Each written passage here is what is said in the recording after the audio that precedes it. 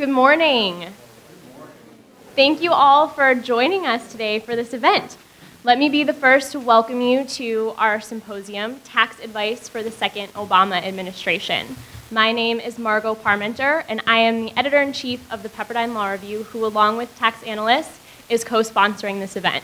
In just a moment, I'm going to introduce our preeminent dean, Deanell Tacha, to really kick off the event. But before I do that, I just wanted to take a moment to extend a thank you to some of the people without whom this event really would not have been possible. So first, I just wanted to extend a really warm welcome and a large thank you to Tax Analysts, our co-sponsor for this event. Without them, we really would not have been able to put on a symposium on this level of this magnitude. So welcome to all of you, and we're very happy that you're here joining us today. Second, I want to thank all of our speakers. We're very excited that all of you came out to participate in this important conversation, this really interesting topic. We're very excited about that. And the Pepperdine Law Review is very excited to publish all of the pieces that have been submitted by authors in our May 2013 special issue of the Pepperdine Law Review. And finally, I want to extend a large thank you to Professor Paul Caron, who is really the architect of this event. Without him, none of this would be happening.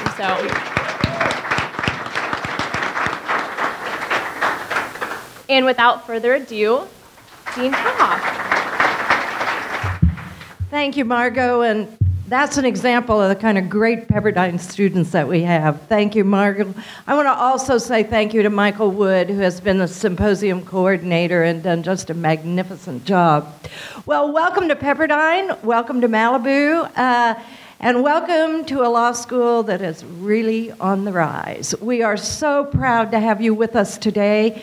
It is fitting that it is inaugural weekend for the second term of the Obama administration, and because Professor Caron, I am actually counting the days that mark when he ends being a visitor and starts being a permanent faculty member at Pepperdine, because we are proud to welcome him to our ranks, and we are committed to making tax and tax policy one of the centerpieces of our work here at the law school. It is no accident at all that we are here on this inaugural weekend, and that we have gathered you, the nation's leading experts on tax policy, to talk with us and to publish with us on the critical issues facing the American people, our leaders, and I think it's fair to say the academics who will help lead this discussion. And you are gathered in this room. So we are deeply grateful to all of you and to Tax Analysts for being our partner in this. I think it is fair to say that in higher education, on all topics these days, it is critically important for us to partner with the private sector, partner with policymakers, join together, if you will, so that the good thinking doesn't just rattle around in the ivory tower, but rather becomes very much a part of what we all do and how we all feel the impact of policy. So to Tax Analysts, I'm deeply grateful, and I think you have quite a few people representing you here today. Would you stand, the Tax Analysts folks? Let's give them a big hand.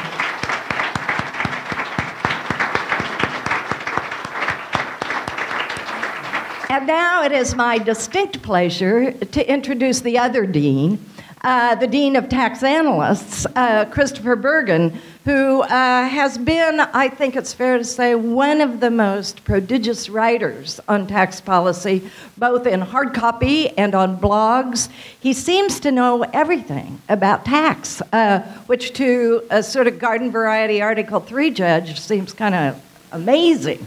But Chris, I respect and deeply, deeply humbled that you are here and that you are with us. You can find his postings almost everywhere, but among them, the New York Post, America's Public Media's Marketplace Morning Report, C-SPAN, the Seattle Times, I could go on and on.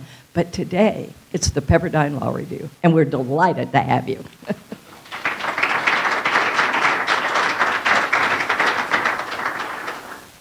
Thank you, Dean Taha.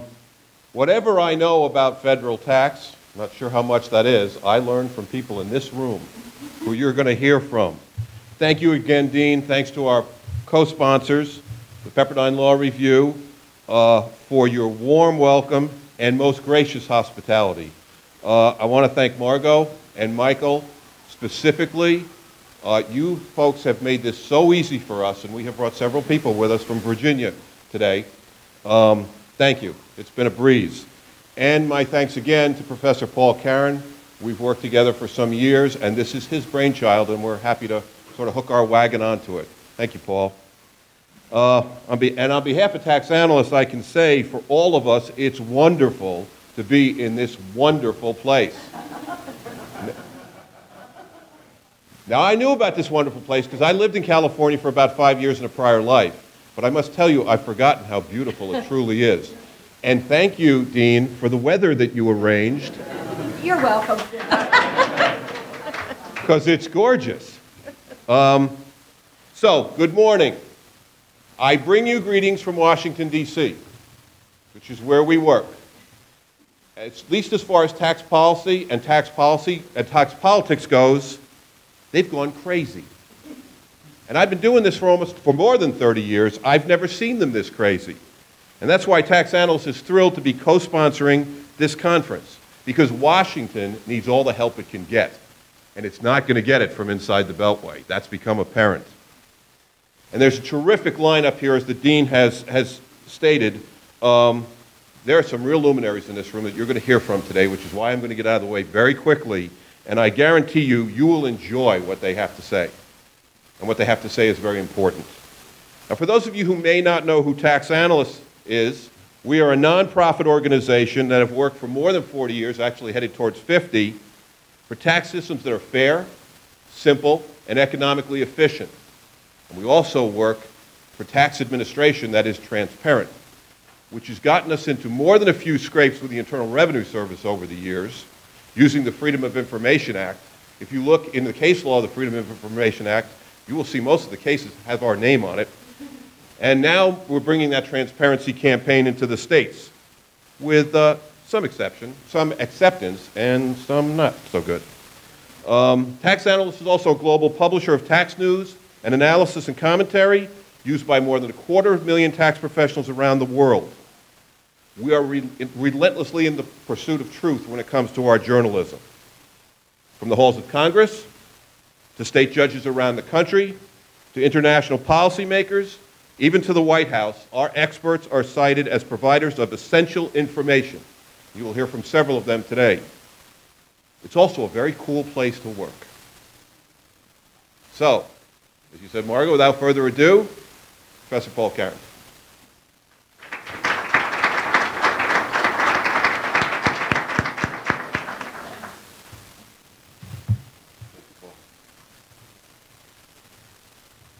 It is my honor to introduce now one of the real giants of the tax law in more ways than one. Since about 2009, Michael Graetz has been the alumni professor of tax law and the Wilbur H. Friedman professor of tax law at Columbia Law School. Prior to that, for about 25 years, he was the Justice Hotchkiss professor of law at Yale Law School. He got his academic career started, though, here in Southern California, beginning from the late 1970s to the early 1980s. He was on the faculty at Caltech and USC. Tax law has a history of having academics who travel not only in the academic world, but also in high levels of government and private practice, which Michael has done. He's the former Deputy Assistant Secretary for Tax Policy. He consults widely with law firms and other groups, and in fact, this morning has just filed a brief in the United States Supreme Court. He's written over 60 articles and many books. Two of the most influential that he's written in recent years. The first is 100 Million Unnecessary Returns, which is widely acclaimed as one of the most important tax reform ideas in circulation. His book, Death by a Thousand Cuts, is easily the most influential book on the politics of the estate tax. But despite all of his professional accomplishments, Michael is a humble man. I checked his CV, and nowhere on there does he mention his most significant and enduring professional accomplishment. Back in 1987, he taught Robert Pashar of our faculty tax law. So join me in welcoming Bob Pashar's tax professor, Michael Graetz.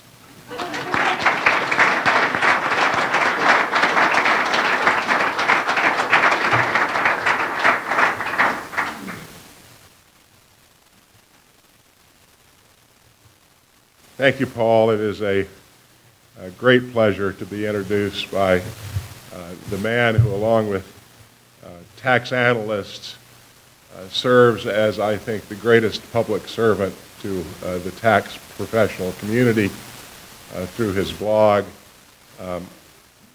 Paul may not like my putting it this way, but he and I are now codependent.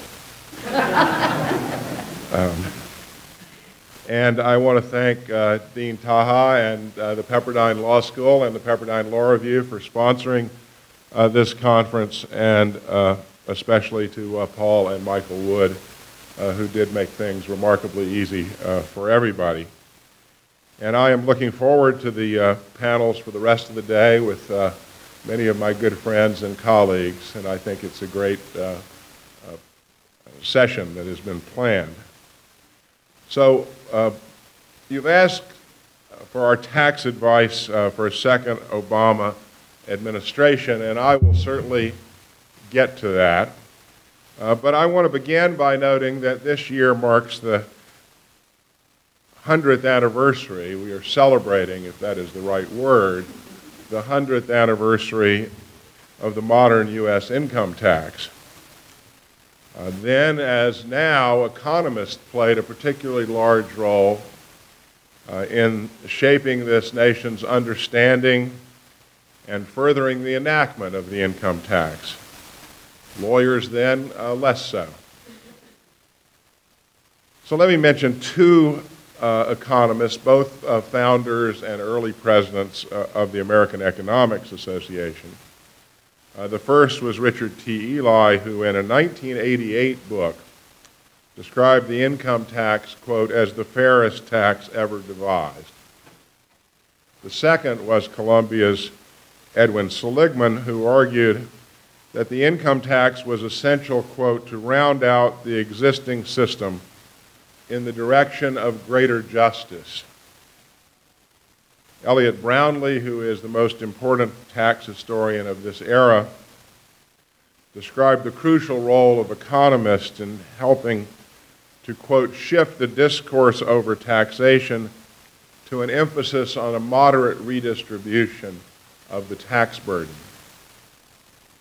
To many economists today, but not all, their predecessors' focus on a fair distribution of the tax burden no doubt seems quaint and even archaic, perhaps even inapt. But make no mistake, achieving greater tax equity, greater tax justice, is what the 1913 adoption of the income tax was all about. The culmination of a two-decade, broad-based, popular effort to achieve greater fairness in our nation's tax system, one that required the extraordinary support of the American people necessary to amend our Constitution.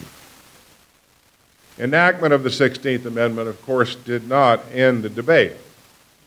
From the White House, the former Princeton political scientist, Woodrow Wilson, presciently observed in September of 1913, quote, individual judgments will differ with regard to the burden it is fair to lay on incomes which run above the usual levels.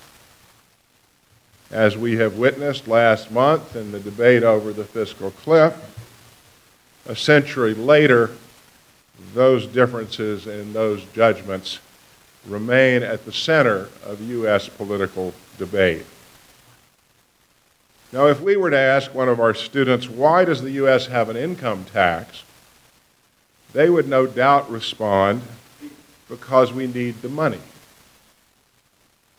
And that indeed explains the origins of the nation's first income tax, the one enacted 150 years ago in 1863, after Treasury Secretary Salmon Chase told President Lincoln that the Union government couldn't borrow enough money to finance its war debts. A doleful truth that the Confederacy failed to learn until it was too late. But by 1893, revenue needs no longer accurately capture our nation's movement to tax income. In fact, as Elliott Brownlee recounts, virtually none of the income tax proponents within the government believed that the income tax would become a major, let alone the dominant, permanent source of income, of tax revenue, within, as he described it, the consumption-based federal tax system. He insists support for a progressive income tax had far more to do with the search for social justice in an industrializing nation than with the quest for an elastic source of income. He concludes that the revenue goals of the tax were far less important than the desire to use the tax to advance economic justice.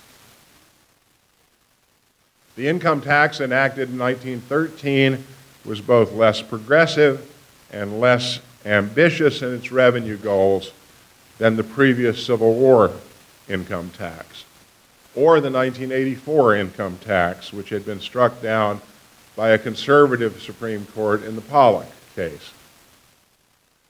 In his excellent book, The Great Tax Wars, detailing the 50-year struggle over income taxation that culminated in the 16th Amendment in 1913, the journalist Stephen Wiseman describes the political battle as one between justice and virtue, with proponents of the former insisting that it was fair for society to tax income at graduated rates according to ability to pay, because of some need to establish some level of social equity and to curb the power of great wealth over government. And those on the other side countered that allowing citizens to keep the wealth that they earned was vital to the spirit of free enterprise. The claim of income tax opponents was that taxing wealth, quote, wrecks the incentives that have fueled the engine of American prosperity. Sound familiar? A century has passed, but the debate is essentially unchanged. Importantly, notwithstanding the ups and downs of marginal tax rates, a progressive rate tax on income has been a key element of American tradition for 100 years. Advocates for virtue, those most concerned about incentives, peaked more than 8 decades ago in 1932 when Andrew Mellon succeeded in reducing the top marginal income tax rate from its World War I high of 77% to 24%. Half a century later, Ronald Reagan nearly managed to duplicate that feat, moving from a 70% top income rate when he took office in 1981 to a 28% rate when he left 8 years later. Now the top rate is back up around 40%. The income tax was transformed when our nation faced massive revenue needs for World War II. Then, for the first time, our nation became one of income taxpayers. According to Brownlee, in 1939, less than 4 million Americans paid income tax, but by 1945, that number had increased tenfold to more than 40 million. Income tax revenues rose during that same period from $2.2 billion to $31.1 billion. By the time World War II came to an end, individual income taxes accounted for 40% of federal revenues, and corporate taxes contributed another third. For the 7 decades since, the income tax has remained the centerpiece of the United States tax system. But now everyone agrees that our current system is broken, that it is overly complex, that it causes too many unwise distortions in people's decisions, and that it could be made far more conducive to economic growth. 2 years ago, many tax publications, including Tax Analysts, celebrated the 25th anniversary of the Tax Reform Act of 1986, the last major U.S. tax reform. Legislation that many, including the Bowles-Simpson Fiscal Commission, have urged that we use as a template for tax reform now. It was surely the crowning domestic achievement of Ronald Reagan's presidency, and that legislation was widely heralded as the most important tax legislation since the income tax was converted into a tax on the masses during World War II. Since pundits and politicians from across the political spectrum are now calling for a replay, it is worth taking a few minutes to review what happened then. The 1986 tax reform increased the permissible amount of tax-free income. It lowered and flattened income tax rates, shut down mass-marketed tax shelters for high-income individuals, curtailed the ability to shift income to lower-income, lower-rate family members, and tax capital gains at the same rate as ordinary income. By shutting down tax shelters for individuals and repealing tax benefits for equipment and real estate, Congress not only financed a reduction in the corporate rate from 46% to 34%, but also paid for some of the individual rate reductions. The corporate changes also made the income tax considerably more neutral across industries. Soon thereafter, the law's rate-reducing and base-broadening reforms were mimicked throughout the OECD. But the changes that the 1986 Act wrought have proved neither revolutionary nor stable. The 1986 Act resulted from an uneasy marriage, a temporary marriage, between the forces of justice and virtue. The conventional tax reformers, who were principally interested in improving tax equity by broadening the income tax base so that income would be taxed similarly regardless of its source, joined together with supply-siders and deregulators who were most concerned about incentives and wanted to enact lower tax rates to get government off the backs of the American public and American businesses. The ink was hardly dry on the 1986 legislation before divorce proceedings started. Thousands of pages of legislation in the years since have narrowed the income tax base while the top rate has crept upward. Even though deficits were becoming a great concern by the 1980s, the linchpin of the 1986 Act was revenue neutrality. By insisting on revenue neutrality, the Reagan administration and the congressional leadership were able to insist that amendments to the tax bill could only be offered if revenue losses were offset by revenue gains. And legislators behaved quite differently when to pay Peter, they had to be explicit about how they intended to rob Paul. Tax reform was not only revenue neutral, but was also distributionally neutral. So the '86 Act was not an occasion for significantly shifting the distribution of the tax burden among income classes. Distributional neutrality, along with revenue neutrality, became the guiding principles for this legislation.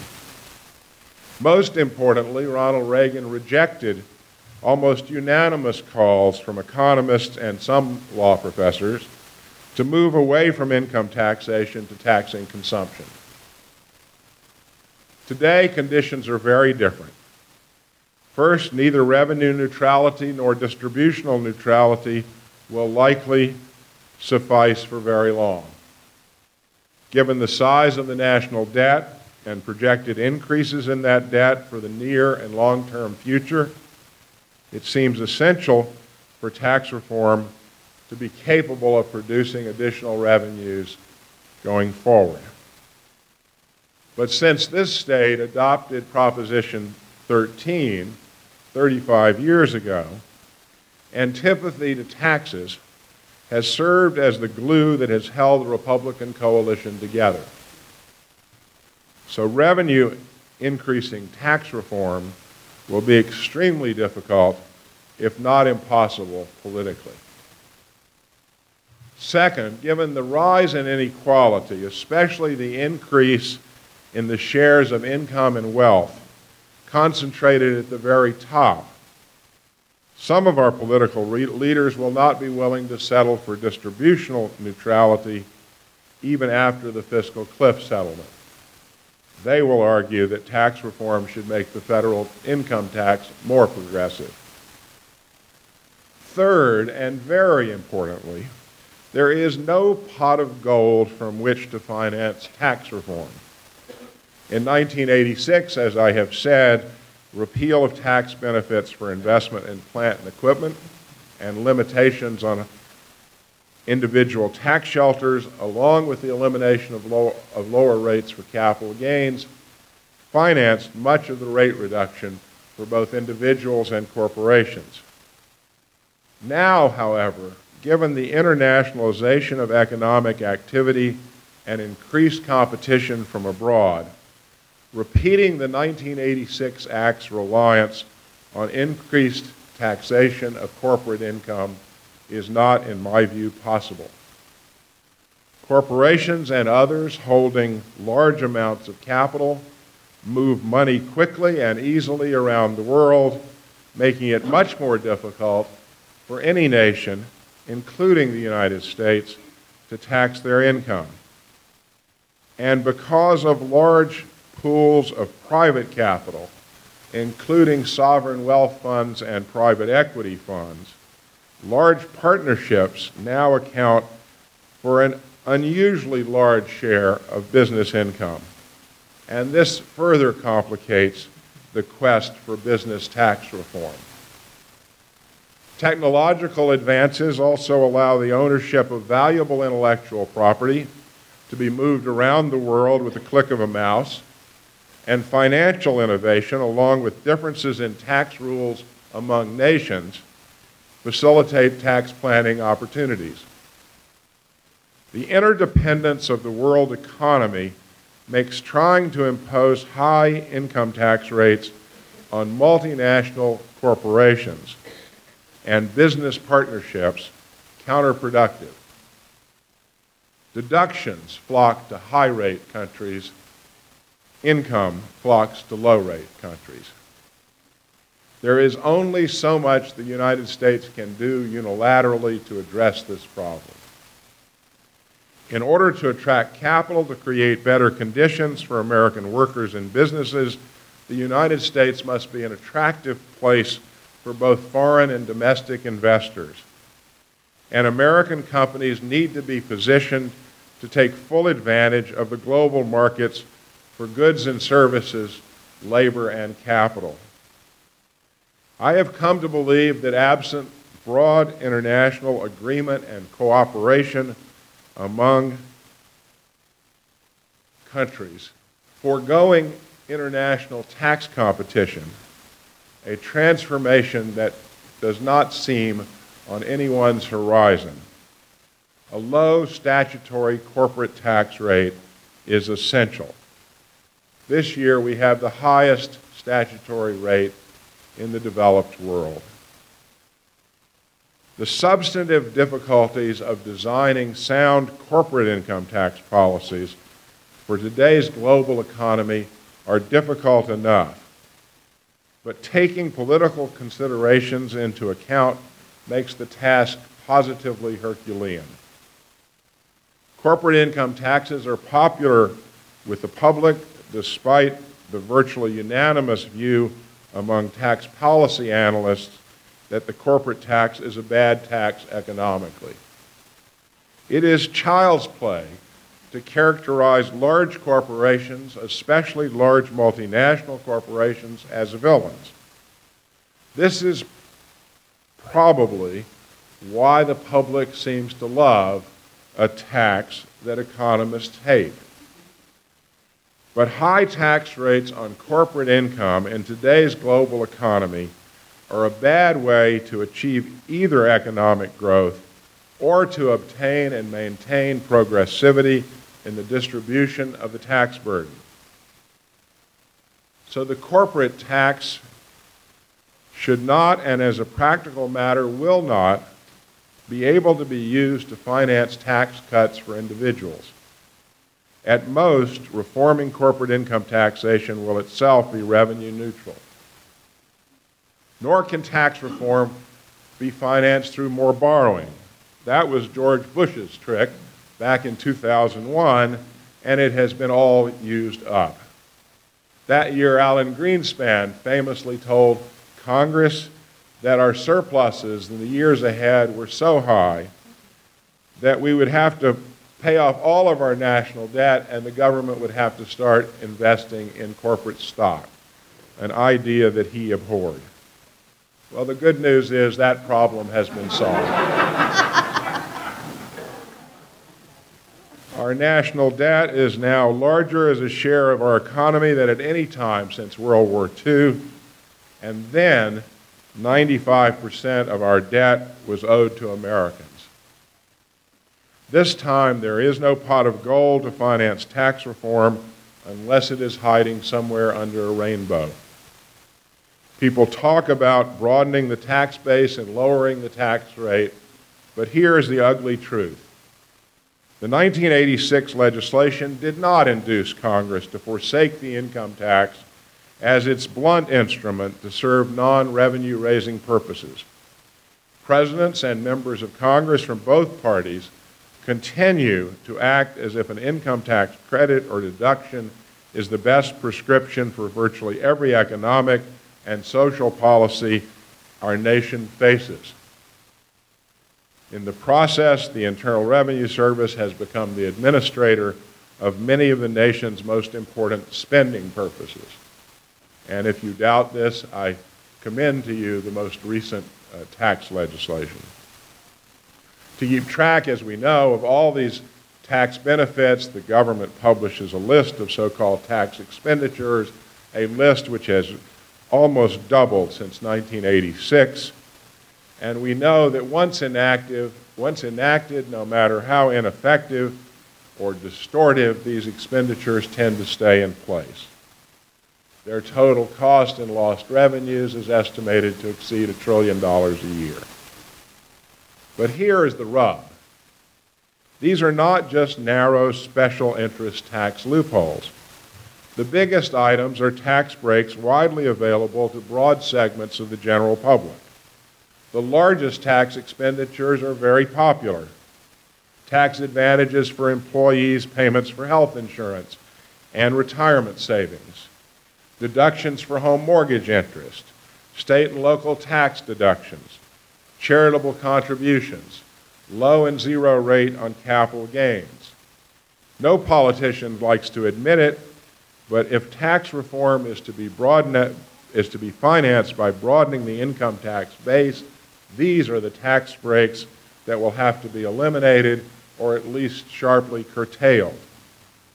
Marty Sullivan, in a Tax Notes article just this week, showed that what he described as an aggressive tax reform plan, I would describe it as very aggressive, would only finance a 10% reduction in tax rates across the board, a reduction of our 40% rate to 36%, and the bottom 10% rate to 9%. Hardly the kind of change to wage a political career on. Sadly, I have come to regard the 1986 Act as a promise failed. I do not believe that the best path for tax reform is simply to improve the income tax. Changes in the last 25 years make this a dead end. And as we now know, it does not take very long after a good cleansing of the income tax for the law to get very dirty again. Many of the 1986 reforms have been reversed. Its broad base and low rates have been transformed into a narrower base with higher rates. How can anyone remain optimistic about fixing the income tax without radical surgery? Joel Slimrod has recently observed that when people are young, we celebrate their birthdays with enthusiasm. But when they approach 100, we begin to think maybe it's time for them to move on. That is the state of today's income tax. Although few noticed it, the most recent big push for tax reform occurred just 8 years ago in 2005.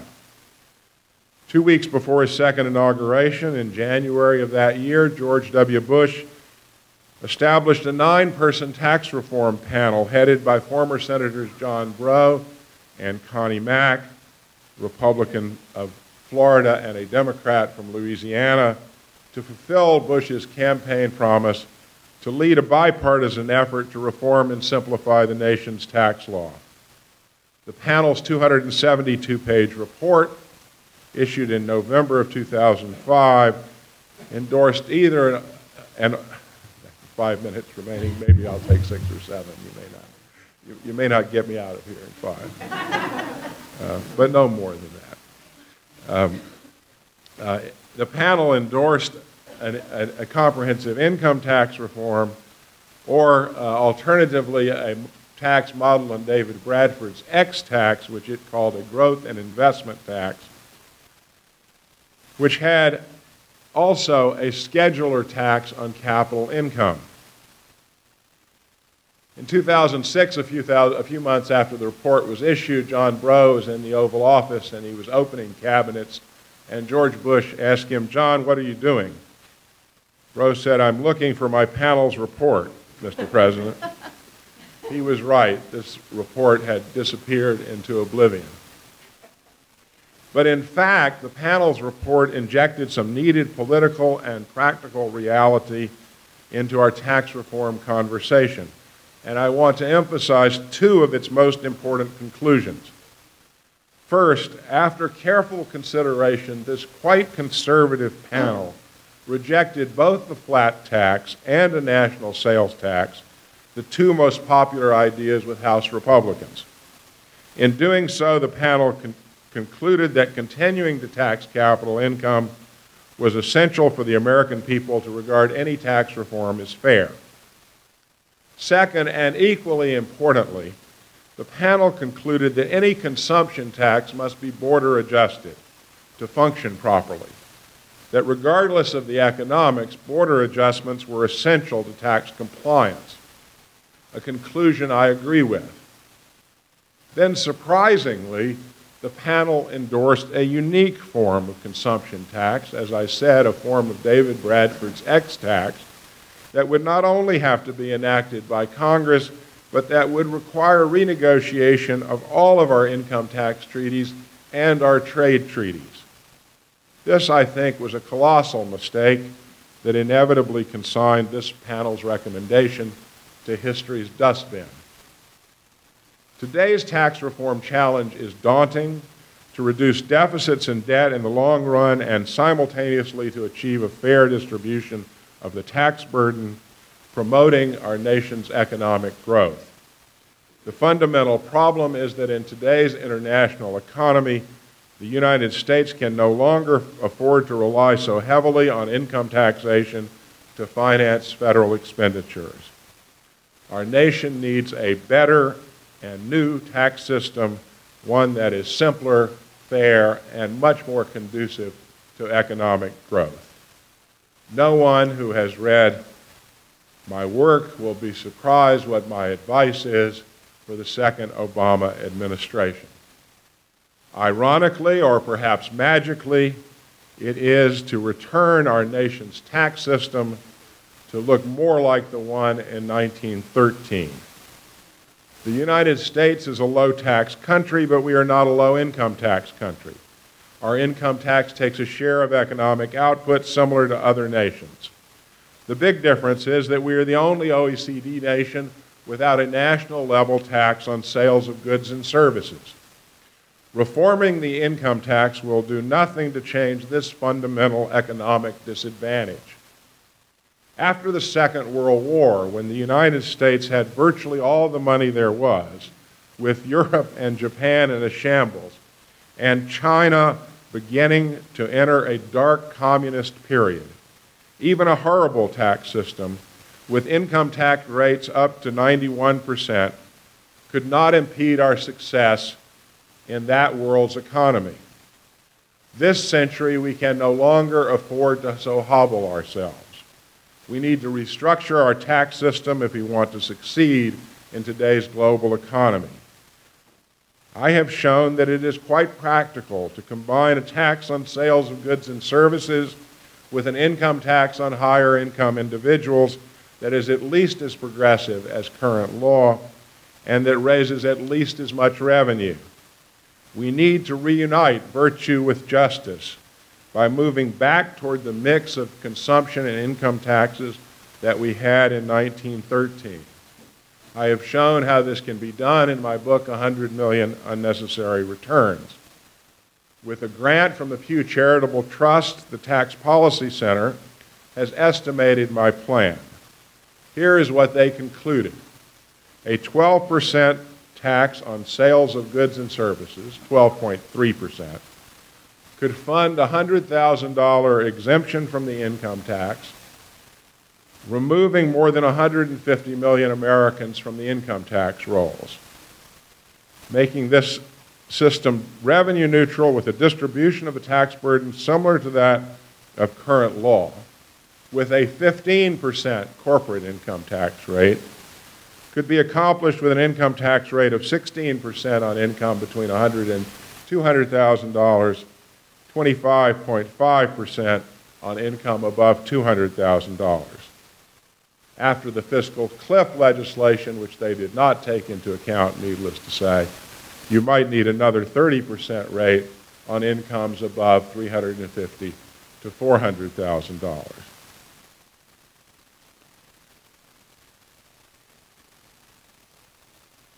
A debit card, which I will not describe given the lack of time, and payroll tax offsets can be used to protect low and moderate income people from a tax increase.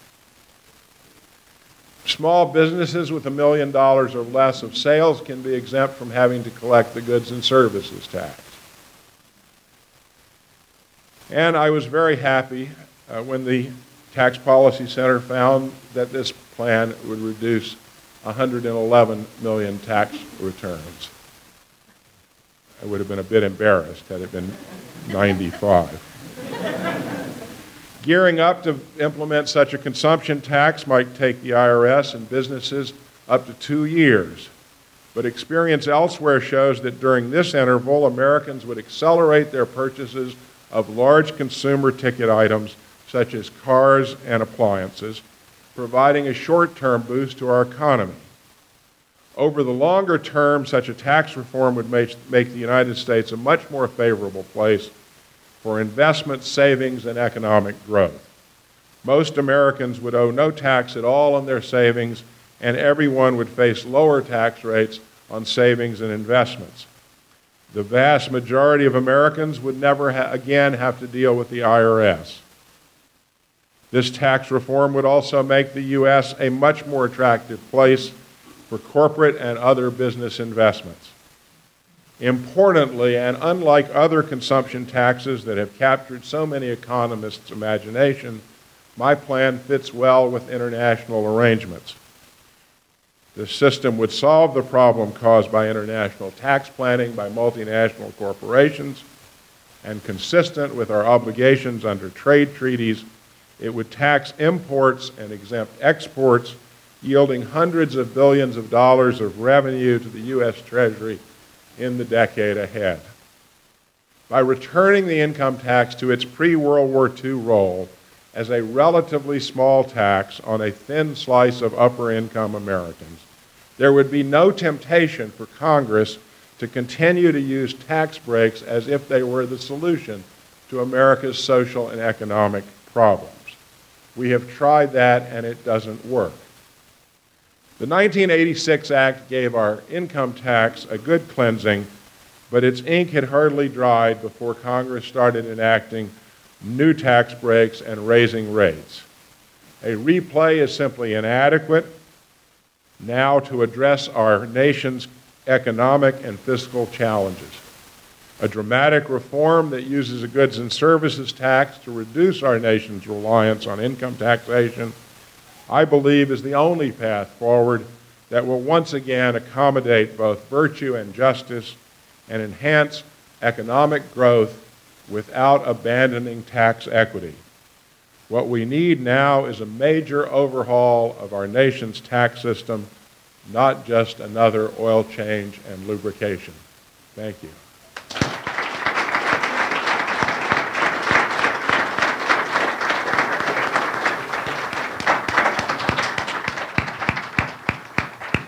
Thanks, Margot. Oh. Thanks, Margot. Good morning. First of all, I don't know who arranged this. I don't know why we have to follow Professor Graetz. That seems like a pretty hard act to follow. But our panel assures me this is going to be the best panel of the day, so we're very excited. It's an honor and a privilege to be here today, and I want to thank, as Chris said, tax analysts are very excited about this, and we want to thank again Pepperdine Law School and the Law Review, and in particular Margot and Michael for being such gracious hosts. I think we have a terrific opening panel today. Our speakers are truly among the leading thinkers in tax practice and policy, and I'm going to introduce them in the order they're going to speak. They're going to speak for 12 minutes, and then we're going to have a brief Q&A session afterwards. Professor Dorothy Brown is with Emory University. She's a nationally known scholar on race, class, and tax policy. Her paper and presentation I think you will find provocative, which is good. Francine Lippman will speak next, is a chair professor at UNLV's Law School. She has a great mix of business, law practice, and academic experience. And I think you will find her paper provocative. Kirk Stark is a professor and a dean at UCLA, and he has a wide range of tax interests, particularly known, as far as I'm concerned, for his work in the state and local field. And his paper, which was co-wrote with Eric Zolt, I believe, is that correct, Kirk? Yes. Who is not with us today, also a professor at UCLA and a member of the board of directors of tax analysts. His paper is also provocative, so we went 3 for 3, which is very exciting. Our commentators are equally impressive. David Miller is a partner at Cadwalader in New York City and widely considered one of the leading tax practitioners in the nation. And then last but not least, Bruce Bartlett, who has a wealth of government experience on the Hill and has served 2 presidents, is a columnist for the Fiscal Times, and more importantly, a regular columnist for Tax Notes magazine. And I have to tell you, he is one of the most respected and influential observers and commentators on fiscal policy in the country. So without further ado on my end, I'm going to turn this over to Dorothy.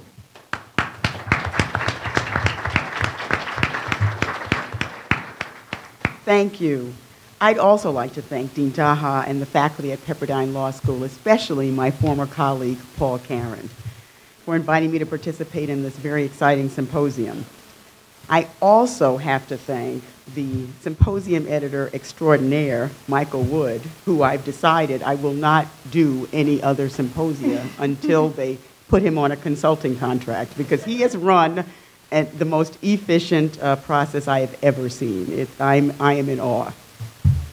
The title of my apparently provocative paper is The 535 Report, A Pathway to Fundamental Tax Reform.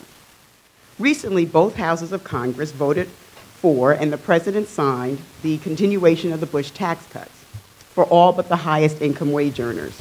But if you think the fiscal cliff deal was a good thing for the middle class, as President Obama promised, think again. The extension of the Bush tax cuts does nothing to change the fact that most middle and low-income earners do not benefit from the tax breaks, loopholes, and deductions that Congress preserved for the highest income Americans. Warren Buffett will still pay a lower effective tax rate than his secretary. The recent election showed that race matters, but guess who stands to lose the most from the deal? Taxpayers of color. Lost in the discussion during the recent fiscal cliff negotiations was whether a continuation of current law would be a good idea for taxpayers based upon their race and/or ethnicity and class. Current law that creates those breaks, loopholes, and deductions reflect congressional choices about whether income will be taxed, at what rate, and whether something I just paid for is deductible. As it turns out, most whites, most blacks, most Asian Americans, and most Latinos do not get the benefit of those congressional choices. The price that most of us pay for the deductions and loopholes and special deals received by a small, high-income slice of mainly white Americans is higher tax rates. If deductions and special deals were eliminated, marginal tax rates could be cut by as much as 10 points for all but the lowest income wage earners. That would mean a simpler and fairer tax code for all. It would also mean that the highest income households would pay a great deal more in taxes. Most Americans lose under the current system, yet the system continues. What would it take for change to occur? I argue that members of Congress are disproportionate beneficiaries of the choices they enact into law. I don't know this for a fact because members of Congress are not required by law to disclose their tax returns, and very few do. I argue that the first step for meaningful tax reform will be for the Internal Revenue Service to issue a report on the 535 tax returns of every member of Congress. There is precedent for this type of report. Currently, the IRS annually issues a report on the tax returns of the top 400 highest income individuals. Bold reform, which eliminates loopholes, deductions, and special deals as a means to lowering tax rates in general, would help the majority of taxpayers, white and non-white alike. A blueprint for this already exists. In December 2010, the Bipartisan National Commission on Fiscal Responsibility and Reform, I say Simpson-Bowles, Michael says Bowles-Simpson, issued a report that showed how tax rates could be cut by significantly for all but the lowest income bracket. If taxable income were viewed more broadly, there was no special rate for capital gains, and deductions were significantly modified or eliminated. This morning, I will consider 3 congressional choices: the exclusion from income for employer or union-provided pensions, the preferential rate for capital gains, and the mortgage interest deduction. Wages placed in pensions along with income earned is not included in taxable income. The estimated revenue lost in 2013 from those wages and earnings not being currently taxed is projected to be $147 billion. The data show that most workers of color and most white workers do not receive this tax benefit. According to the Employee Benefits Research Institute, less than 4 in 10 black, less than 4 in 10 Asian American workers, and just over 2 in 10 Latino workers participate in their pension plans and receive this benefit. Just over 4 in 10 white workers participate in their employer union-provided plan and receive this benefit. The majority of workers do not benefit from this tax break, either because they do not have a job that comes with this perk or they choose not to participate. Next, let's consider the congressional choice to tax income from stock at a preferential rate when compared to that applied to wages. This, of course, is why Warren Buffett's tax rate, effective tax rate, is lower than his secretary's. Most of his income comes from stock, and most of hers comes from wages. Less than 1 in 10 Americans of color own stock in a way that makes them eligible for the preferential rate.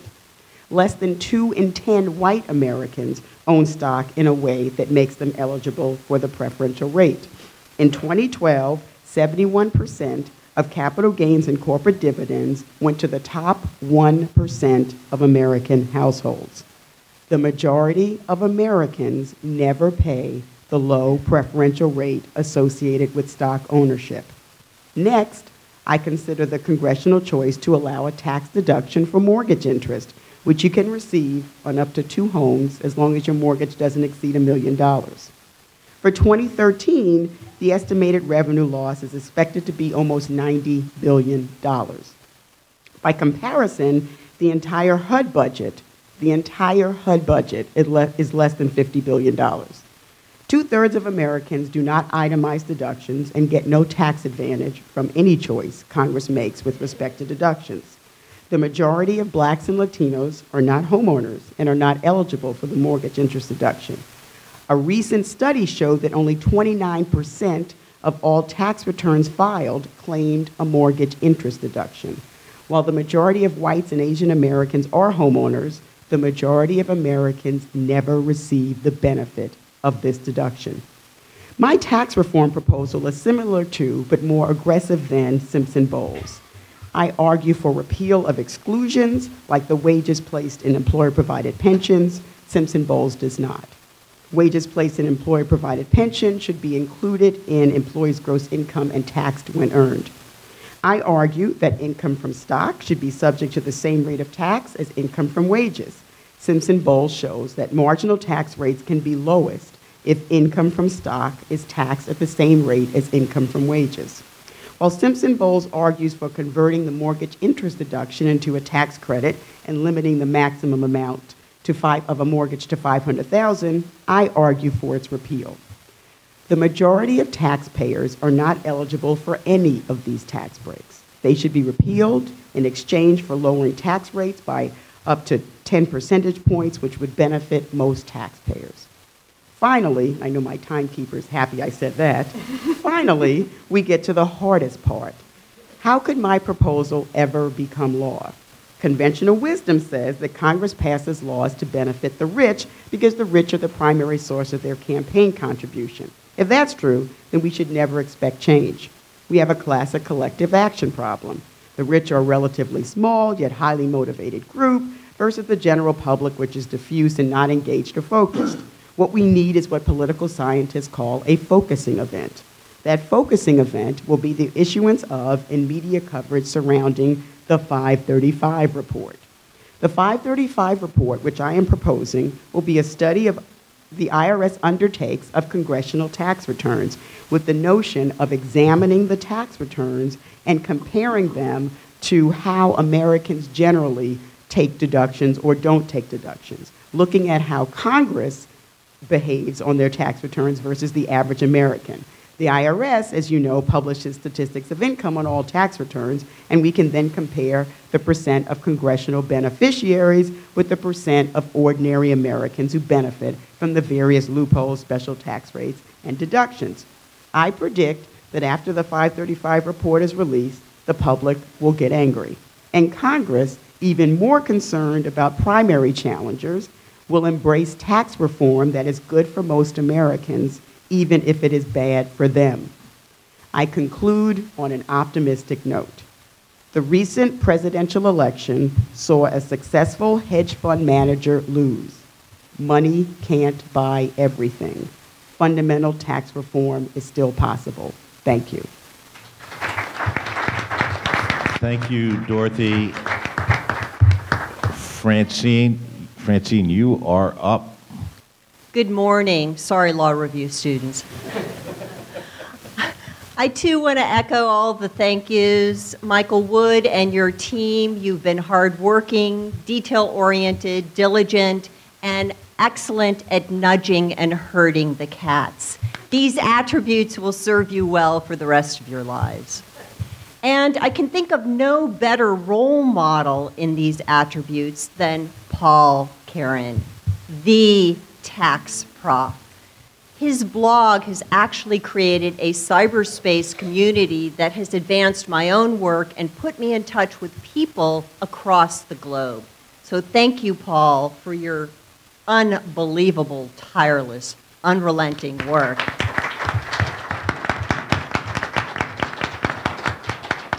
And in fact, it's actually, though, thank you for this conference, Pepperdine and Tax Analysts, because while cyberspace and the blog is fabulous, actually seeing people in the flesh is quite unique, and it has, sorts of benefits.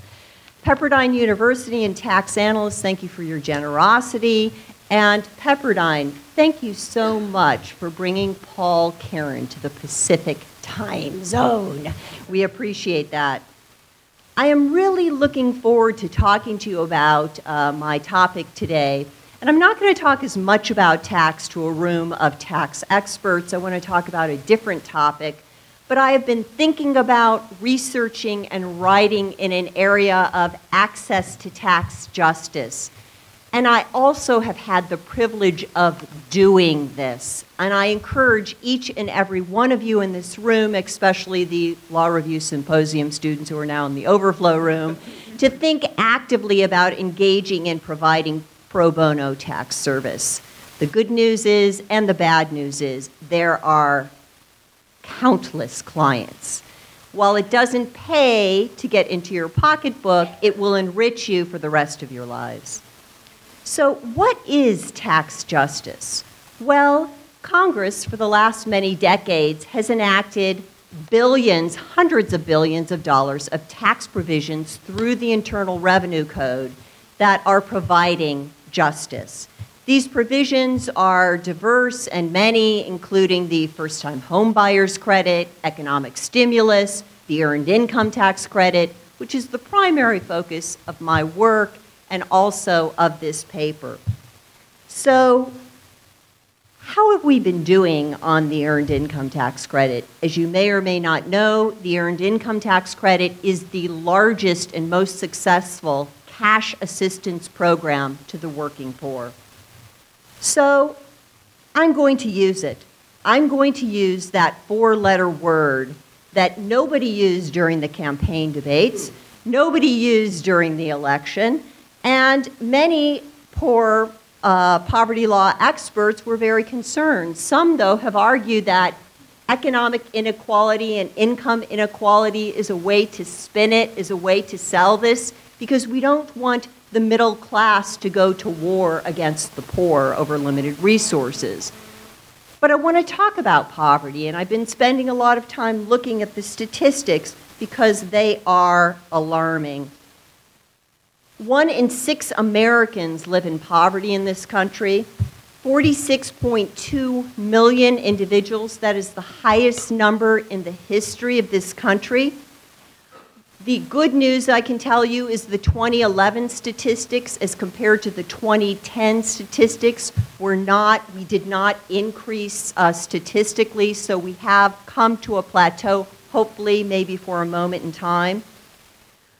So obviously the population has grown over time, but what is interesting is the percentage. So what's the percentage? Well, the official poverty rate, and again, how do you define poverty, is about 15%. If you look at the supplemental poverty measure, it's about 16%. 2011 is about the same as 2010. People of color are disproportionately impacted by poverty. And while living $1 above the poverty level certainly is not going to be comforting, these statistics I also think are misleading. Because if you look at who is living at 250% above the poverty level, we are talking about 133 million Americans. That's about 45% of the country, of the population. And 250% of the poverty threshold. So what is the poverty threshold? Well, for one person, it's $11,500. For a family of 4, it's $23,000. Now, what's included in that number? It's interesting because we don't include in the poverty threshold taxes. So that number does not include benefits like the Earned Income Tax Credit. It also does not include food stamps, although we don't call it food stamps now, we call it SNAP, Supplemental Nutrition Assistance Program. That's the new acronym, SNAP. So it doesn't include SNAP, it doesn't include the Earned Income Tax Credit, but it does include Social Security benefits, and it also includes unemployment benefits. So, who is the poor among this population? Tragically, children are disproportionately poor. And when we look at the population of children who are poor, it's about 16 million children in America. And even more unsettling is the youngest children, under 5 years old, are disproportionately poor. When we talk about the percentage, about 55% of all children live at the 250% of the poverty threshold level. This is more children living in poverty than any time in America except 1962. And if you remember back to 1962, I can't that well, but that was right before the first war on poverty, when Lyndon Johnson appointed Sergeant Shriver to go to war on poverty. So what does the tax code do for anti-poverty relief?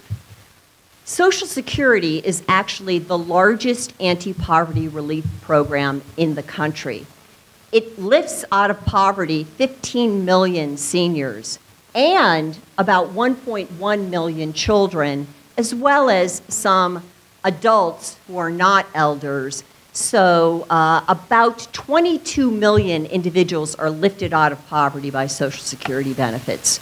Tragically, disproportionately, the face of poverty among seniors is the oldest women among that population.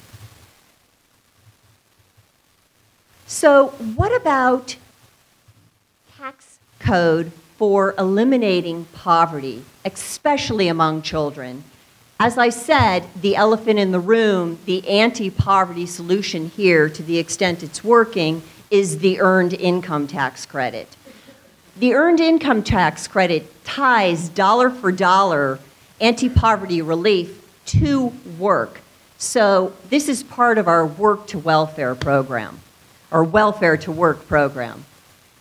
How is the Earned Income Tax Credit doing?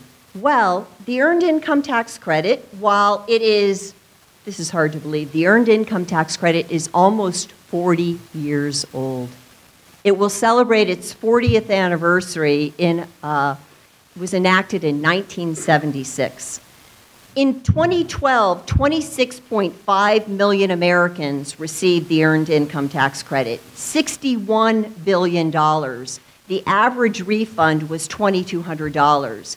And if we look at that, about 88% of that refund actually was cash coming back, not offsetting federal income taxes.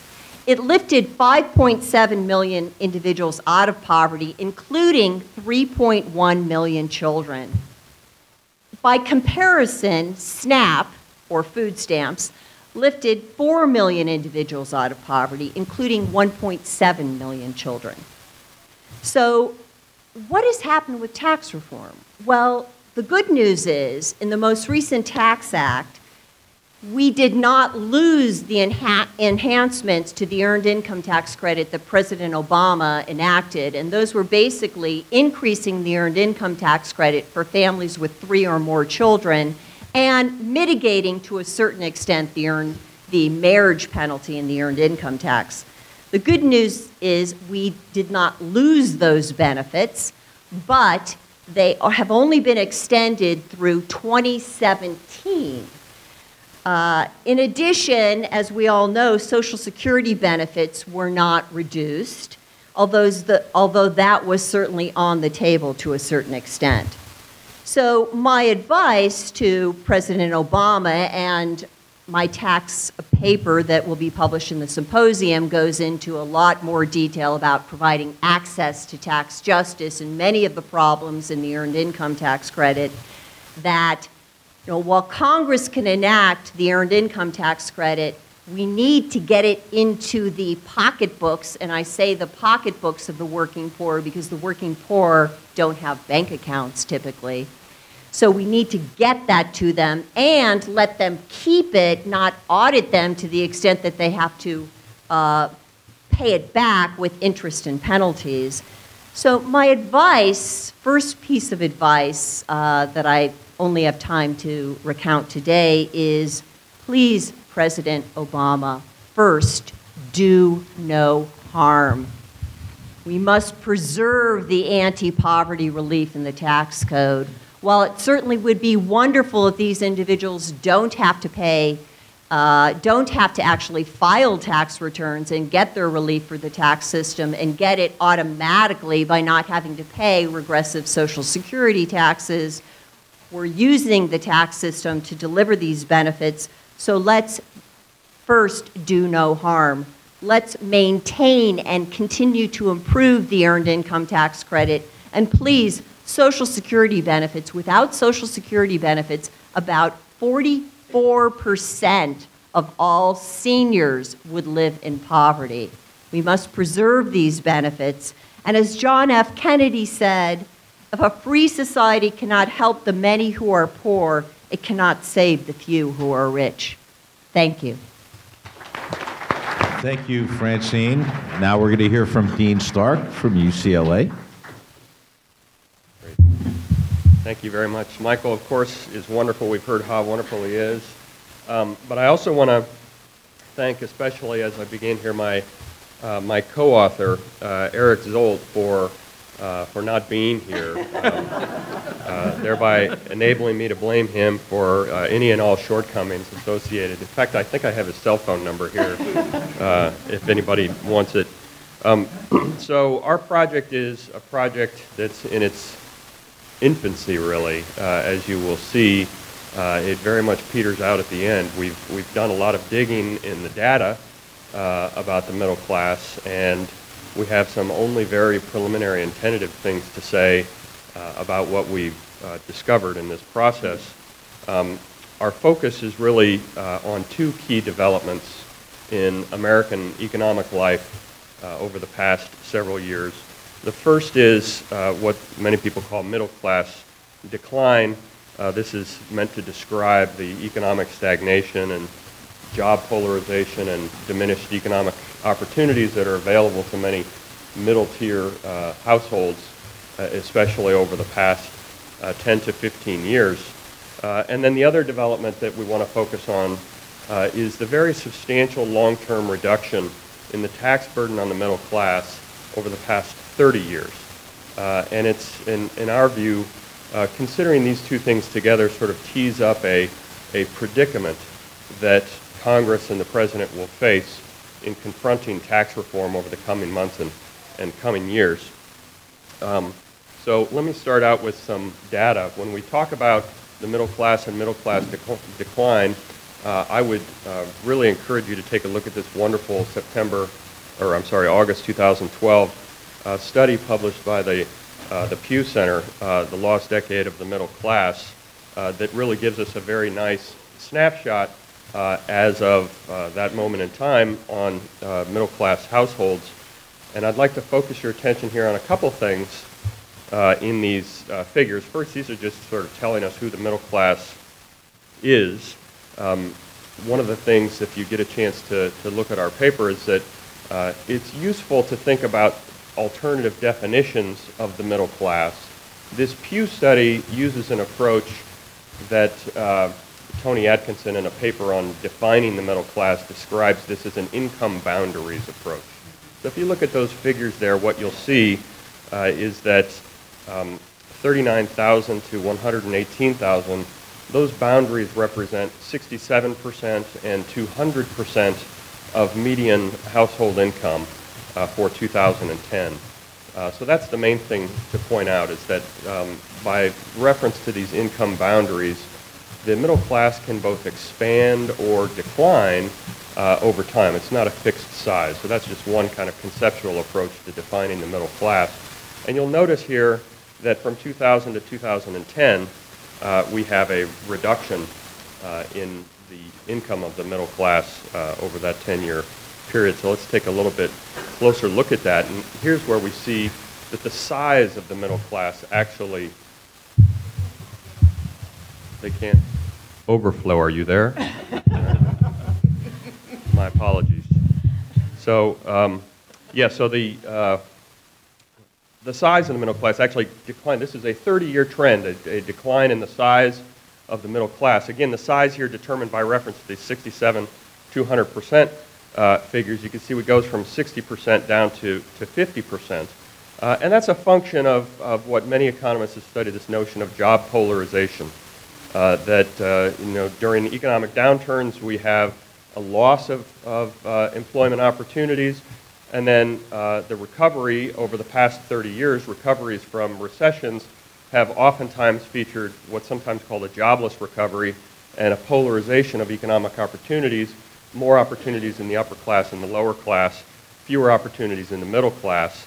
Now, it's interesting to note here that even though what we're talking about is middle class decline, if you take a look at the changes in the lower tier and the upper tier, actually the upper tier is increasing more than the lower tier, right? So if you compare the figures for 1971 to 2011, the number of adults basically doubles for the lower income category, but it increases by a 2.5 in the upper income.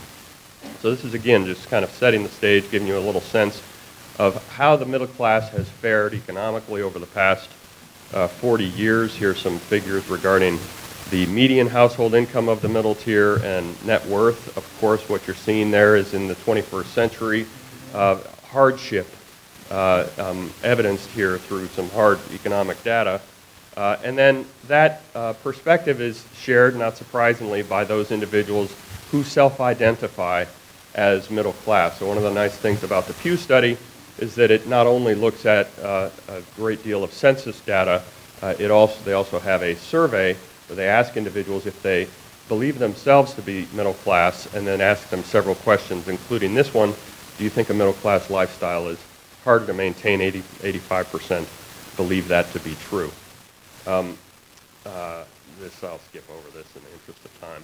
So the sort of second piece, on the one hand, we're looking at middle class decline. Seems absolutely certain that that's a phenomenon that we're going to have to reckon with. The second piece of our analysis concerns CBO data. And what I want to do is just sort of fly through three quick slides here. These are data that are probably familiar to most people in the audience. And we're going to look at income shares, tax shares, and average tax rates.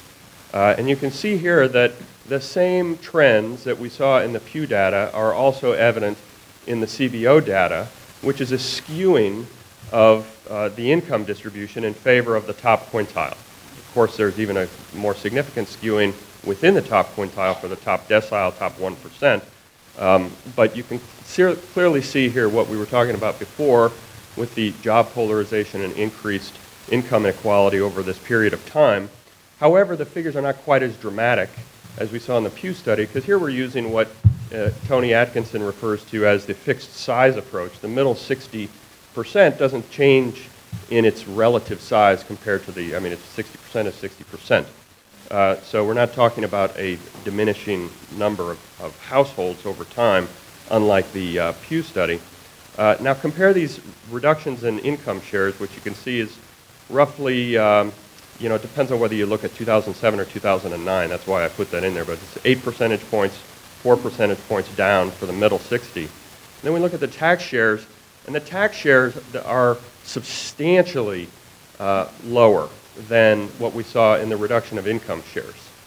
So it's not surprising, of course, that the tax share of the middle class would decline, given that it's experiencing a declining share of overall income. But these reductions in tax shares are far in excess of what one would expect merely by virtue of the declining share of the middle 60%.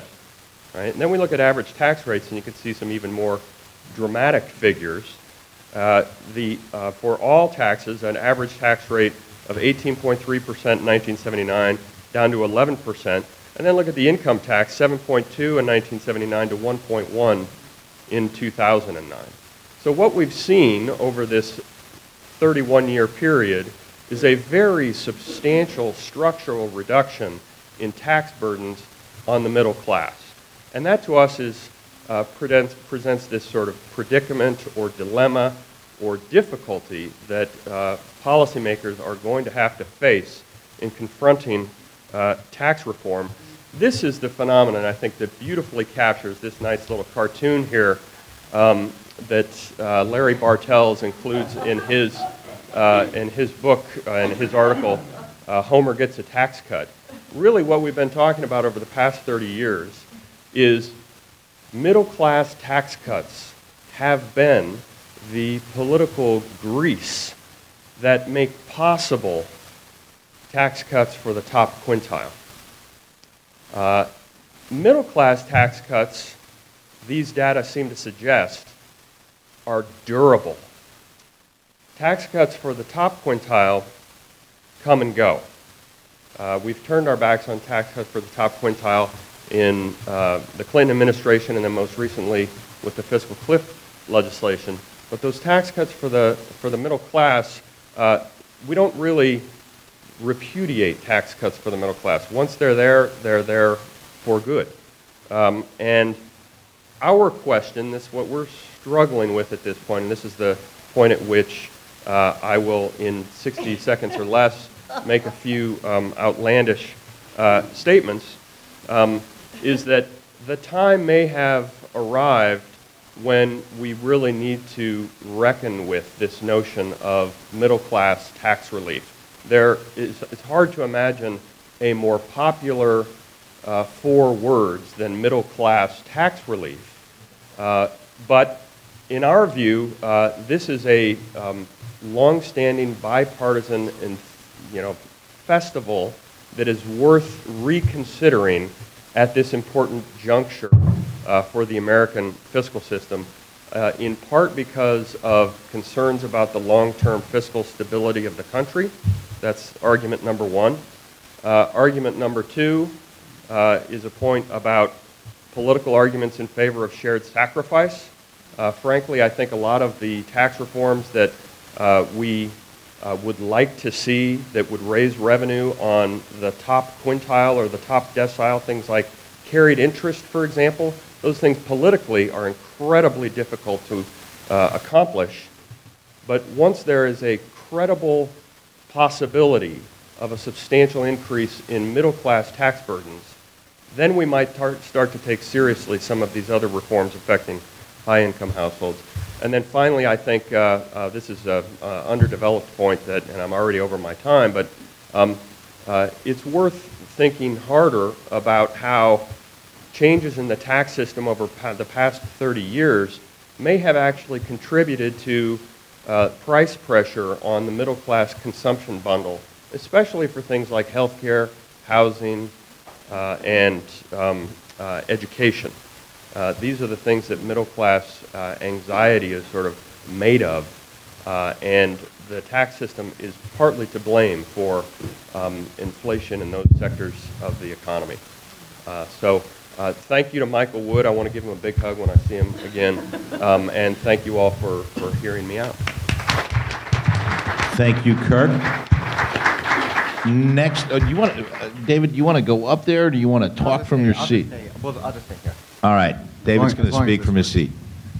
All right, so let me start by saying these papers were each really a pleasure to read. They're very well written, and they're really very accessible. So they all share a very common thread. Stated broadly, the wealthy are jumping ahead, the poor and the middle class are falling behind, and tax policy has a role to play. So let me start with Professor Lippman's paper. This is really two papers. So the first is a very pessimistic view, almost a diatribe against social injustice in America. So to add to some of the statistics that she gave and drawing from her paper, the United States is ranked 29 out of 31 countries in poverty prevention. 17% of Americans are afflicted by income poverty. The number of children living in poverty jumped nearly 30% in the last decade to nearly 16 million people. And in the first half of the paper, Professor Lippman urges the president to declare war on poverty, very much like President Johnson did 50 years ago. Okay, so that's the first half of the paper, and that's really, in a sense, a paper in and of itself. So we move to the second. The second half of the paper is a historic and ultimately optimistic view of the earned income tax credit with some very helpful and I'll say practical suggestions for its improvement. So the earned income tax credit, Professor Lippman explains, it's the largest cash assistance and most successful anti-poverty program in America. She identifies 5 specific issues with it. First, as she mentioned, not all of it is permanent. The fiscal cliff extended it over only to 2017. It requires low-income families to file tax returns that forces them to hire professional tax preparers, which is very expensive. The EITC beneficiaries are often audited. The benefits are paid in a lump sum, and these are people that live paycheck to paycheck, and it would be a lot more helpful if they received it like paycheck to paycheck. And she suggests some really very practical solutions to deal with these. Her primary recommendation is that the IRS should appoint a deputy commissioner for social benefits because there are very special issues with the EITC. The commissioner would develop a social benefit culture within the IRS, work with the Office of Tax Advocacy, reach out to taxpayers. She suggests that the EITC should be paid with each paycheck rather than a lump sum. Refund should be verified before distribution. And these all sound to me like very practical and good solutions. And I have 2 thoughts. First, reading the paper, I had a very hard time reconciling what is really a dark and deeply pessimistic first half of the paper with the largely optimistic and very practical second half. I personally would like to see more of the second half than the first half. On the second half, I'd like to see perhaps some discussion of possible criticisms of the recommendations and her responses to the criticisms. To me, who I don't have much experience in the EITC, these seem practical and feasible, but I did have some suspicion of the wool being pulled over my eyes, and so I'd like to, get some sense of the other side. All right, I'll turn next to Professor Stark and Zolt's paper. So while Professor Lippman presented a very pessimistic picture of the lower class in America, Professor Stark and Zolt, they extend that landscape to cover the middle class, and we learn that the middle class is shrinking. Now, that's not necessarily a bad thing if it turns out, and indeed it does, that the middle class people are moving, more middle class people are moving to the upper classes than to the lower class. So as we learned from the slides, the middle class's share of income declined 17%, but the upper income group increased its share 17%, and the lower class just declined 1%. But we learned from the data that not all is rosy. So while the middle class did see a 21% increase in its average pre-tax income from 1979 to 2009, the top 20% jumped by 65%, and the top 1% jumped by 133%. So here we begin to see the problem, and the problem is income inequality. So while on average the middle class has improved compared to the upper class, the improvement is dismal. And you see this borne out in the surveys. So a full 85% of the middle class say it's more difficult to maintain their standard of living. They're very pessimistic. You can see why. So Eric and Kirk, next turn to taxes. We learned that while pre-tax income declined for the middle class, for the middle 20% by 1.1% from 1979 to 2009, their average federal tax rate fell 41.3%. Now, at the same time, so that's a real dramatic drop. At the same time, while the average federal rate for the top 20% also fell, it only fell by 14.4%, much less than the middle class. So it allowed the middle class to capture a much greater share of after-tax income than pre-tax income, whereas the upper class had less share of after-tax income than pre-tax income. In other words, the tax code is redistributing from the high-income taxpayers to the middle class. So it seems from reading the paper that while the middle class is declining, that's not necessarily a bad thing, and we have this wonderfully progressive tax system that's doing exactly what it's supposed to do. Tax relief went disproportionately to the middle class than the upper class. Therefore, Kirk concludes that at least from the tax perspective, the middle class has had it pretty good. And because he thinks they've had it pretty good, because the upper class has just had a tax hike, and that much more revenue is going to be needed to maintain the country's social programs, they suggest, and this isn't so well developed, but they suggest that the tax burden on the middle class should increase to build a more robust safety net. So I sort of question this premise, and I'm not quite ready to accept their conclusion. Now, they look at income, and they look at taxes, and they conclude that the middle class has had it pretty good. When you look at Professors Caron's and Rothetti's paper, they look at wealth and not income. And when you look at wealth, you get a very different picture. There was one slide here that gave you sort of a sense of this. So between 1983 and 2010, the top 1% saw their wealth increase by 4.7%. The bottom 80% saw it plummet by over 40%. So why is this? Obviously a big factor is the crash of the housing market. But I think tax policy plays a part. I think it plays a significant part. So let's take one very simple, prominent example. So we all know Warren Buffett paid $7 million in taxes in 2010 on an adjusted gross income of $63 million for a tax rate of 11%, or if you count it on taxable income, 17.3%. So if you just looked at his income and the tax he paid, you conclude that he had a pretty good deal. He did better than his secretary, but at the end he paid a meaningful amount of tax. However, his Berkshire Hathaway stock appreciated by over $8 billion in 2010 and nearly $10 billion in 2012. And yet he paid no income tax on that appreciation. He's never going to pay any tax on that appreciation.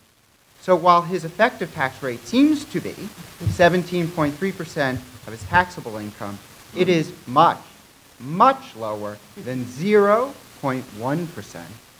of his economic income. So it's no wonder that the wealth of the upper class is increasing at such a dramatically greater rate than the middle and the lower classes. So I start with an entirely different premise than Kirk and Eric. So they believe that more tax revenue will have to be generated because the upper class now has a higher tax burden. It's time for the middle class to pay their fair share. I believe that before we begin to ask the middle class to pay their fair share, we have to do a much better job at ensuring that the wealthiest pay their fair share. And maybe that won't be enough, but let's start there. Okay, let me turn to Professor Brown's paper. So Professor Brown argues that despite the recent tax increases for the wealthy, our tax system is not nearly progressive enough. And she hypothesizes that the reason that the tax system favors the rich is because members of Congress are rich. And she calls for her 535 tax report, which will report on the income tax returns of the members of Congress. Now, she's focused on three specific exclusions: the employer-provided pension plans, reduced rate of tax for capital gains and dividends, and the mortgage interest deduction. But in her paper, she in fact argues that all deductions and exclusions should be repealed, all incomes should be taxed at ordinary income rates, and the tax rates for all taxpayers except for the very poorest should be cut by 10 percentage points.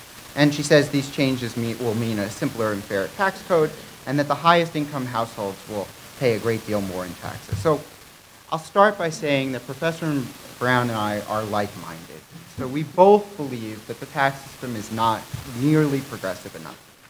And I also agree with her that the capital of the very most wealthy Americans is too lightly taxed, and that's one big reason for wealth inequality in this country. And I also agree that it would be helpful if we had a focusing event to start the dialogue. But I have my doubts whether it's Congress's own self-interest that's responsible for our tax system. So on Monday, CQ Roll Call published a list of the richest members of Congress. Of the top 10, 7 are Democrats, including John Kerry, who's worth $200 million. Nancy Pelosi, she's number 12, she's worth over $35 million. And to take these two members, I don't think they're acting in their own self-interest, but I bet they pay a very low rate of tax. And I also wonder whether a 535 report would have the effect that Professor Brown expects. So Mitt Romney's returns occasioned a lot of press, but it really didn't affect him in the polls. And I think the problem is that there's a lot of Americans, including a lot of low-income Americans, who sincerely believe that increasing taxes on anybody means bigger government, and that big government is this country's biggest problem. And I think those beliefs have to be addressed directly. Now, as for Professor Brown's recommendation that all exemptions and deductions be repealed and tax rates be reduced by 10 points, I think she should be careful what she wishes for, because I think it's going to have the opposite effect that she intends. She'd repeal the personal exemption and the standard deduction. She'd repeal the earned income tax credit, the child care credit. These are things that benefit low and middle income taxpayers. And most rich people, people earning $5 million or more, would trade away their deductions for a 10% point reduction in a moment. And so you just think about it. 10% of $5 million is $500,000. The state deduction for someone earning $5 million and living in New York City or California is worth about $250,000. And so I agree with Professor Brown that we should increase the tax on capital gains, but I think I might do it in a little different way than just increasing the rates.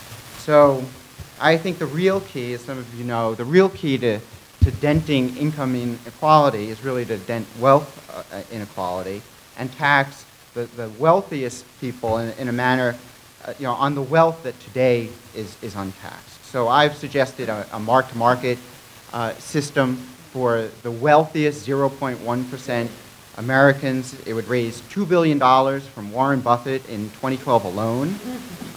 It could raise several $100 billion over 10 years, and I think that's the only way we're going to start moving to what is truly a progressive tax system. If that's too radical, I think you could really do something by eliminating the basis step up at death and taxing the appreciation of gifts to charity. David, thank you very much. Last and certainly not least, we're going to hear from Bruce Bartlett. Well, not being an academic, or I'm not particularly interested in theory, I'm more interested in the reality of the political process. So I'm going to talk mostly about that. I was intrigued by Dorothy's talk about the potential impact of how taxes on the actual taxes that members of Congress pay on their own incomes might affect their view, or a world view, so to speak, about taxation. And I like her suggestion, but I would go even further. I would make it a matter of law that every member of Congress has to release their tax return. I don't see, of course this is an intrusion in their privacy, but they have no right to be a member of Congress. If they don't want to release their returns, then don't run for Congress. And furthermore, I think that this is potentially doable, because I think there's another reform that is absolutely essential and very doable, which is we should never again have a nominee of a major political party who has not released at least 5 years of his tax returns. I think it's just an absolute scandal that Mitt Romney got away with not releasing his returns. It isn't as if he didn't know he was running for president, for Pete's sakes. He'd been running since at least 2008. He should have released his returns to at least back to 2008. And I think it's just absolutely a scandal that this was not viewed as a scandal. I mean, it was just utterly irresponsible. So I like Dorothy's idea, and I think it should be developed, but go even further. I liked Francine's discussion of the earned income tax credit, but I would put a political dimension on it, because one of the things that motivates Republicans animates them a great deal these days is the idea that half of all tax filers, and of course they never quite say it that way, but that's the right way to put it, people who file tax returns, close to half have no federal income tax liability. And of course Republicans think this is just terrible. I mean, it's just terrible. The poor are not paying taxes. And I constantly have to keep reminding them that it was Gerald Ford who created the Earned Income Tax Credit. Ronald Reagan expanded it on many occasions. And the other major, and that's the major factor for why so many people don't pay federal income taxes. And then the Gingrich crowd created this refundable tax credit, which bumped up very substantially the number of people paying no federal income taxes. So it's entirely Republican policy, conscious, deliberate, intentional Republican policy to take as many people off the tax rolls as possible. And Michael will remember that one of the things that Ronald Reagan said in his signing statement to the Tax Reform Act of 1986 is he said, we are creating a vast degree of simplification because so many people have been removed from the tax rolls. You know, and this is another Republican idea that if you're not paying taxes, you are per se dealing with a very simple system. Well, guess what? Try to fill out the Earned Income Tax Credit forms yourself. They're damned complicated. And so just because you're not paying income taxes doesn't mean you have any degree of simplification in your tax life at all. Now I want to congratulate Kirk and Eric for treading where very few are willing to go, of stating that the middle class is undertaxed. I agree with this completely. But I also agree that we need to soak the rich a lot more too. And this is one reason why I become very strongly supportive of Michael Graetz's tax reform proposal. But I come at it from a little bit of a different point of view. I'm very much convinced that we have to have a very substantial increase in the tax GDP ratio in this country. Since nobody else wants to admit that, I keep saying it to kind of fill in the gap. But I do believe this. I think it's very, very unrealistic politically to bring people who are not in the income tax into the income tax. I think that's just unrealistic. The only way you're going to get these people who are not paying federal income taxes or to raise the tax share paid by the middle class is through a value-added tax. Now, why Michael doesn't want to use the word VAT, I'd be curious to know.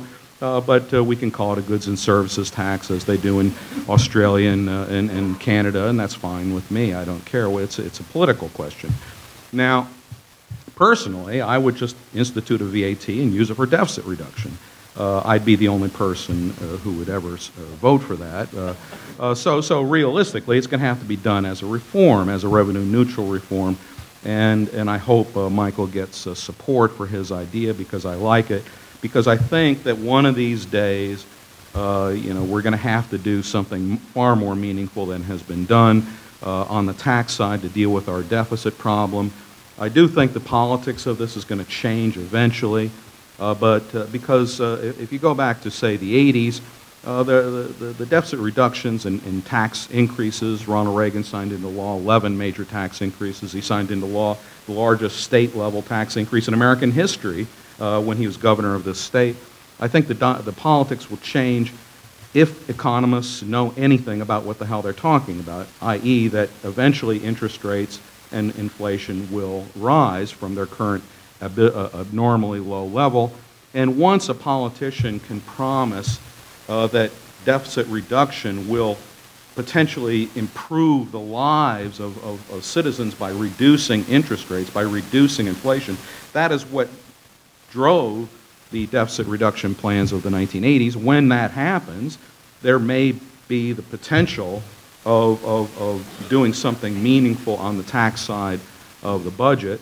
And so, one last thing I wanted to mention to Kirk is that I would try to work more with the poll data, because it's the self-identification that people have with their social class that's really important economically.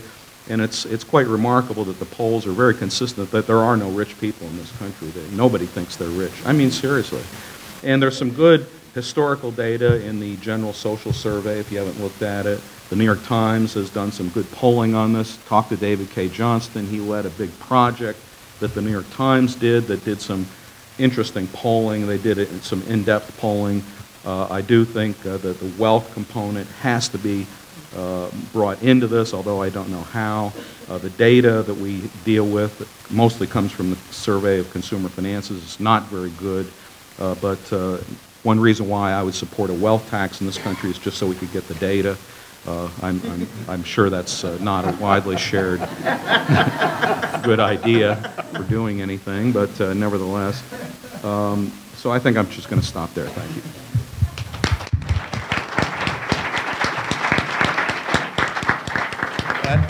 And by the way, thank you all. Thank you, panelists. Thank you, panelists.